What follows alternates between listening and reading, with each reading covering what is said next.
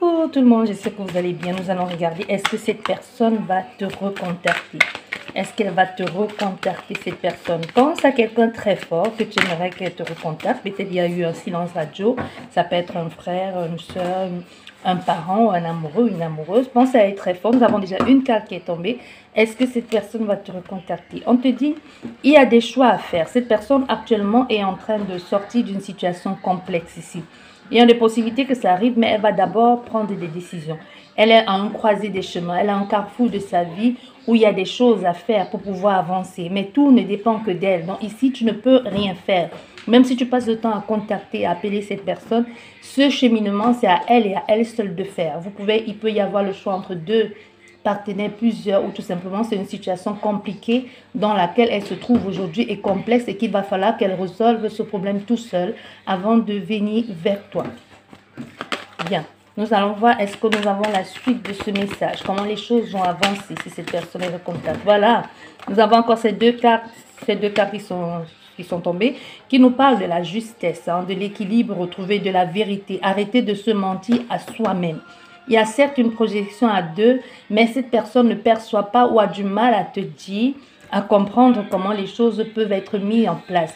Il y a beaucoup de choses qui ont été cachées, donc ça a pris du temps, ça a été lent. Si elle avait dit les choses tout de suite, il y aurait peut-être une possibilité d'arranger.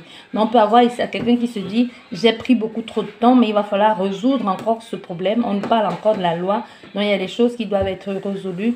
Il y a une réflexion à faire, il y a une tension, il y a un verdict qui doit être rendu pour que enfin cette personne puisse imaginer plus tard. Mais il y a une zone d'ombre ici. Il y a une zone d'ombre parce qu'on ne peut pas se projeter beaucoup plus loin, parce qu'on ne perçoit pas encore ce qui n'est pas saisissable. Il va falloir que on essaie ici de voir plus grand. Même toi, tu es dans la situation de savoir est-ce que c'est ce que tu veux. Ça peut être, tu peux être dans un état ici d'orgueil. Pour certaines personnes, c'est vraiment l'orgueil de dire il faut que ça marche, il faut que ça aille jusqu'au bout. Bon, que nous dit les deux dernières cartes? On nous parle de joie, de célébration. Donc oui, avec cette personne, on parle bien, on voit bien, c'est quelqu'un de ton passé où il n'y a rien eu qui pourrait revenir ici. Quelqu'un qui pourrait revenir, ressusciter en toi un désir, une pulsion ici nouvelle. Il y aura des échanges, mais il faudrait que vous alliez... que vous osiez avouer ce qui n'a pas été dit, l'inavouable. Donc n'acceptez pas juste parce qu'il faut accepter et taire certaines informations. Ici, n'hésitez pas à dire à l'autre personne ce que vous avez éprouvé, ce que vous ressentez et lui poser les questions de pourquoi cette absence, pourquoi cette restriction, pourquoi ce silence ici, pour que les choses puissent avancer. Si vous voulez que ça avance, il va falloir que vous osiez percer l'abcès. C'est ce qu'on vous dit ici. Il y a une vie de famille, ça peut être la famille hier pour quelque chose. Dans cette relation, on voit bien, il y aura des communications à venir très prochainement et une réconciliation et même avec vos familles respectives.